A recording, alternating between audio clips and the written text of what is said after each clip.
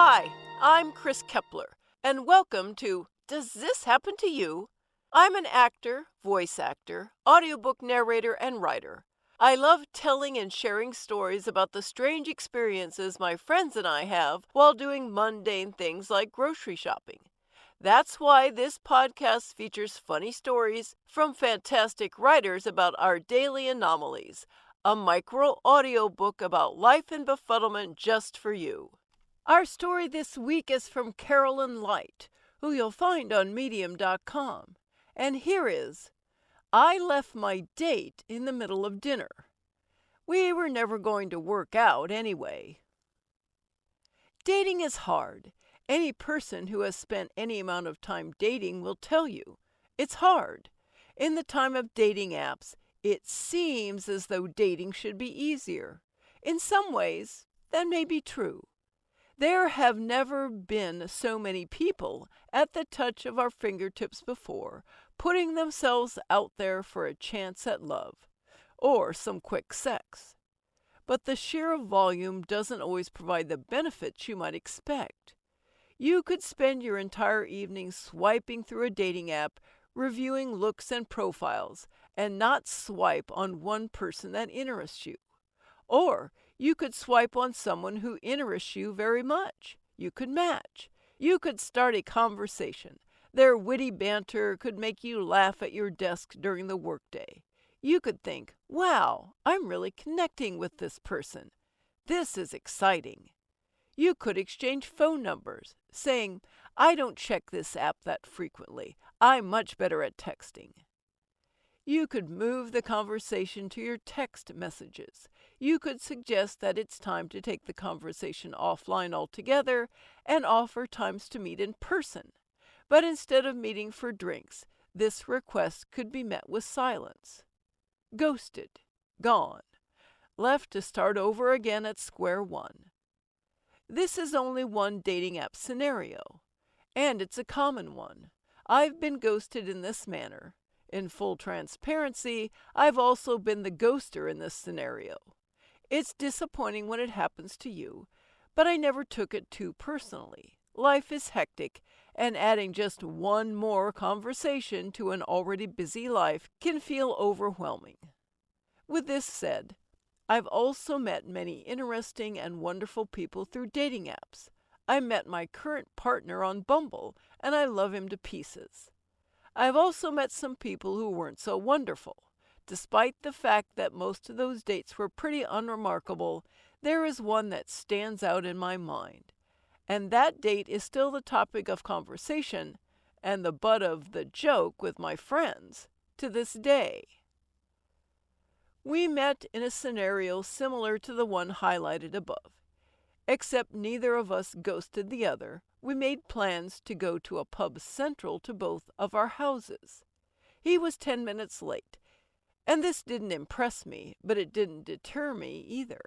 When he did arrive, he was apologetic for his tardiness, and all was forgiven. We ordered our drinks, awkwardly laughed our way through deciding on an appetizer to share, and made some small talk. By the time we had finished our first beer, I wasn't sure which way I was leaning. He wasn't quite as funny in person. His conversation wasn't quite as wry and witty as it had seemed in his texts. But he also seemed kind and smart, and I was attracted to both of these qualities. Once we finished our second beer, his liquid courage settled in, and this is when it all went awry. You're really pretty, he said to me. You're as pretty as you are in your pictures. That's always a relief when you're meeting up with someone from online. True, I agreed. It's nice not to get catfished. Yeah, he said, you're definitely pretty. I'd say you're a solid 6.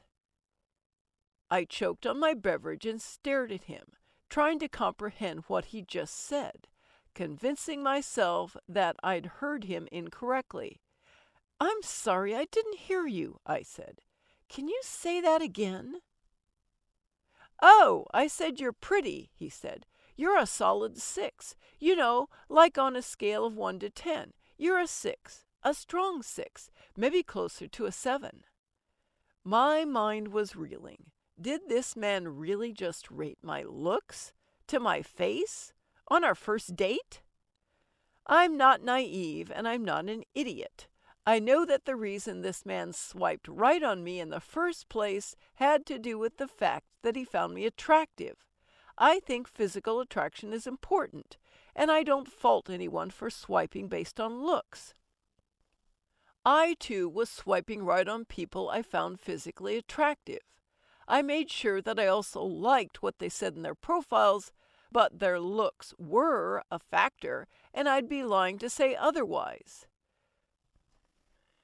Still, aside from saying something along the lines of, "You look nice tonight," you would never have heard me commenting on the looks of someone I just met. And you certainly wouldn't hear me rating their looks. "I'm sorry," I said to him. "Did you just rate my looks?" "What?" he said, already getting defensive. "I said you were pretty." "I recognize that," I said. "But do you really think rating me on a numerical scale is appropriate? Are you 15? Did I fall into a time warp and end up back in high school?" "I don't even know why you're getting upset," he said. "I said you were a 6. A 6 is above average. I said you might even be closer to a 7, which is even higher than average." "Excuse me," I said, and stood up, making my way to the bathroom. Once in the stall, I burst out laughing. It's not that I found his behavior funny, quite the opposite. I found it repugnant and horribly sexist. Still, the whole situation was so absurd that I could do nothing but guffaw. I texted my friend. "He just told me I'm a 6 on a scale of 1 to 10, I told her. "What?" she responded right away. "He rated you? Was he joking?" "Nope," I texted her back. In fact, he dug in when I called him on it. He was completely serious. "Leave," she said. "He's a pig and you don't need this. Don't even make up an excuse. Or do make one up. Whichever works for you, just leave." "I can't," I said. "That's so mean." "He rated you to your face," she texted back in all caps. "He's disgusting." "You know, you're right," I said to her. "I'm leaving." I walked back to the table where my date was sitting and threw $20 on the table. "I'm leaving," I told him, putting on my coat. "The 20 is for the tip. I don't trust you to tip appropriately." "Are you serious?" he said. "You're leaving because I put a number on your looks? Ridiculous." "You thinking it's okay to rate me is what's ridiculous," I said. "This is why you're single," he said. "You're so fucking touchy." I laughed. "I'd rather be single," I said, and turned to walk out. The waiter was walking past our table, and I flagged him, picking back up the 20 I'd thrown down. "This is for you," I said to him, handing him the money. "I'm leaving, but this is the tip. He'll be paying the rest of the tab." I walked out. I went back to the pub the next day with a friend, and the same waiter was there. "Did that guy I was with pay the bill?" I asked him. "If not, I'm sorry, and I'll take care of it now." "Oh, no, he paid it," the waiter said. He started laughing. "He paid, but God, he hated you. I don't know what happened, but I think it's good that you left." "He rated me to my face," I told the waiter. His eyes widened. "Like your looks?" he said. "Can you believe that?" said my friend. "Jesus," said the waiter. "Who does that?"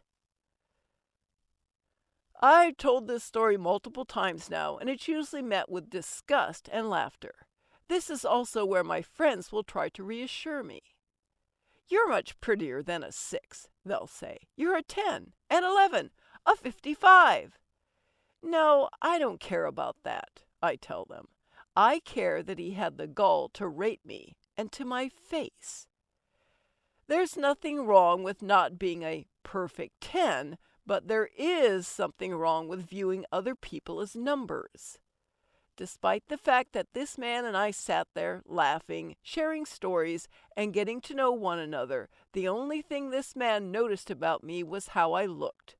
But not only that, while I was speaking, he was calculating my looks in his head. He was determining that my looks were above average, and as such assigned me an above average number. I stayed happily single for a couple of years after that, and I think it's safe to say that I dodged a proverbial bullet. Thanks so much for listening. If you enjoyed the story, let me know and share it with your friends. Follow me at Chris KK Aria on Twitter or Chris K. Kepler on Facebook, or check out my website, www.chriskepler.com.